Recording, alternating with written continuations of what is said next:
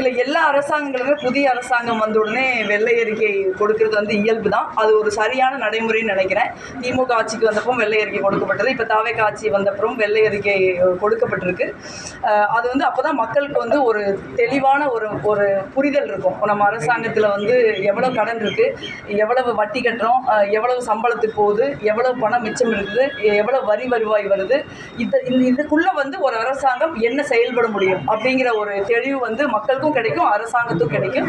அதனால் வெள்ளை அறிக்கை வந்து நான் வரவேற்கிறேன். அதில் ரொம்ப கன்சர்னாக நமக்கு இருக்கிறது வந்து வெள்ளை அறிக்கைப்படியே அவங்க என்ன சொல்லியிருக்காங்கன்னா, தமிழ்நாடு அரசாங்கங்கள் வந்து வெட்டி செலவுன்னு எதையும் பண்ணிடல, முக்கியமான திட்டங்களை தான் பண்ணியிருக்காங்க. ஆனால் அதே நேரத்தில் வந்து கடன் வந்து அதிகரிச்சிருக்கு. ஆனால் வந்து அது மத்திய அரசாங்கம் அனுமதிச்ச லிமிட்டுக்குள்ளே தான் இருக்குது அப்படின்னு சொல்லியிருக்காங்க வெள்ளை அறிக்கை. இதை வந்து அவங்க வந்து மிட்டிகேட் பண்ணும். ரெண்டாவது வந்து வரி வருவாய் இனங்களை மேம்படுத்துறதுக்கு தமிழ்நாடு அரசாங்கம் முயற்சி செய்யணும். அது வந்து அவங்க முன்னாடி இருக்கிற பெரிய சவால் நினைக்கிறேன். ஏன்னா கடலை முட்டாயிலிருந்து வரி போட்டு ஒன்றிய அரசாங்கம் வாங்கிட்டு போயிடுறாங்க. ஆனால் பணம் தான் தமிழ்நாட்டுக்கு திருப்பி வர்றதில்லை. நம்ம அதில் ஒரு முக்கியமான விஷயம் அவங்க சொல்கிறது வந்து தமிழ்நாடு அரசாங்கத்திற்கு வர வேண்டிய வரி வருவாய் வந்து கடுமையாக குறையுது அப்படின்னு அவங்க சொல்லியிருக்காங்க. அது காரணம் வந்து ஒன்றிய அரசாங்கம் முழுக்க வந்து அப்படியே வாரி சுருட்டிக்கிட்டு போயிடுறது தான் காரணம். திருப்பியும் வந்து நமக்கு ஷேர் தர மாட்டேங்கிறாங்க. நம்ம இது பலமுறை பேசினதா, ₹1 நம்ம கட்டணம்னா 23 பைசா தான் நம்ம கொடுக்குறாங்க.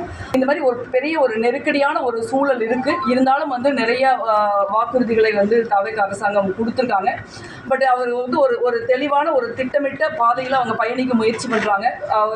செலவினங்களை கட்டுப்படுத்துறது, வரி வருவாயை அதிகப்படுத்துறது, இந்த மாதிரி அதே மாதிரி ஒரு நேர்மையான வெளிப்படையான ஒரு அரசாங்கத்தை நடத்துறது, இந்த மாதிரி ஒரு தெளிவான ஒரு பாணியில் கொஞ்சம் கொஞ்சமாக படிப்படியாக அவங்க அடி எடுத்து வைக்கிறதுனால தமிழ்நாட்டு நிதி நிர்வாகத்தை அவர்களால் சிறப்பாக கையாள முடியும்னு நான் நினைக்கிறேன்.